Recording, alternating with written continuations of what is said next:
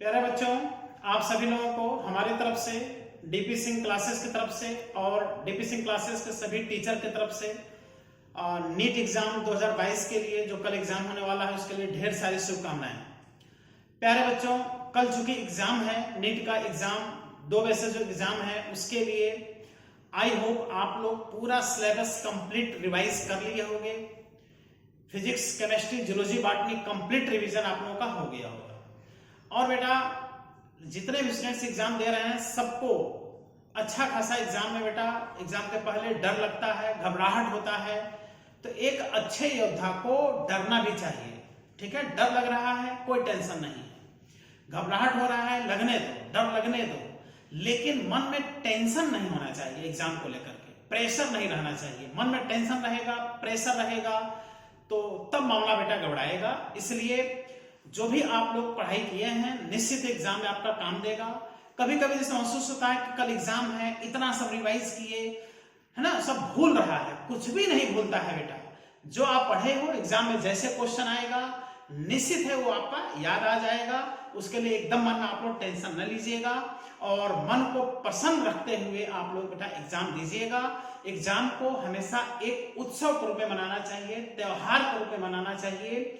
जब आप त्योहार के रूप में, उत्सव के रूप में मनाएंगे तभी जाकर के बेटा आपका सिलेक्शन होगा। और अगर एग्जाम ना हो तो क्या बेटा सिलेक्शन होगा? इसीलिए त्योहार के रूप में एग्जाम को मनाना है। एक बात बेटा आप लोग से कहना चाहेंगे कि जब आप एग्जाम में बैठेंगे तो हो सकता है कि पेपर आसान आवे और हो सकता है पेपर बेटा कठिन आ जाए। कभी कभी हम देख रहे हैं कि जब पेपर कठिन आ जाता है, हार्ड आ जाता है, तो स्टूडेंट बड़ा परेशान हो जाता है। लेकिन जब हार्ड पेपर आता है बेटा सिलेक्शन तभी हुआ है अधिक से अधिक बच्चों का। इसलिए पेपर हार्ड आने दो, लेकिन जब महसूस हो कि अरे पेपर हार्ड आ गया है, क्वेश्चन हम पढ़ना शुरू किए, फर्स्ट क्वेश्चन पढ़े, सेकंड क्वेश्चन पढ़े, थर्ड क्वेश्चन पढ़े और क्वेश्चन निकल नहीं रहे उसके आंसर, एकदम परेशान ना हो। उस समय गहरी सांस लो, है ना, हिम्मत बांधो और क्वेश्चन सॉल्व करना शुरू कर दो। उसमें क्या होता है कि आते हुए क्वेश्चन आप निश्चित बेटा सॉल्व कर दोगे और अगर घबरा जाओगे तो फिर मामला वहां गड़बड़ हो जाता है। इसलिए पेपर अगर कोई भी सब्जेक्ट का हार्ड होता है तो जरा से मन में आप टेंशन न लीजिएगा, गहरी सांस लेते हुए और सॉल्व करना शुरू कीजिएगा।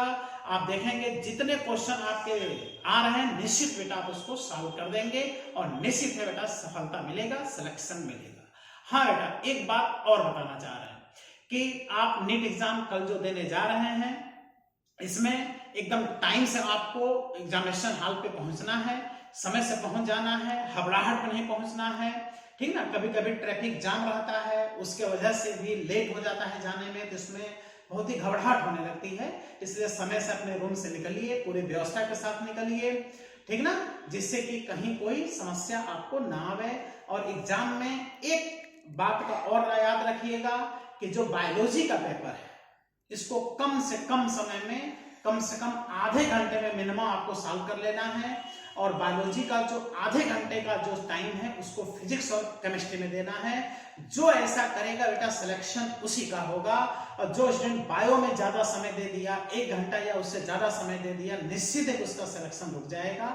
इसलिए ये स्ट्रेटेजी आपको अपनाना है कि बायो कम से कम समय में करके उस टाइम को आपको फिजिक्स और केमिस्ट्री में देना है। ठीक बेटा, जो होगा सब अच्छा होगा, हर स्टूडेंट सिलेक्शन पाएगा। बस ये है कि इस बात को आप ध्यान रखिएगा जो हमने बताया है।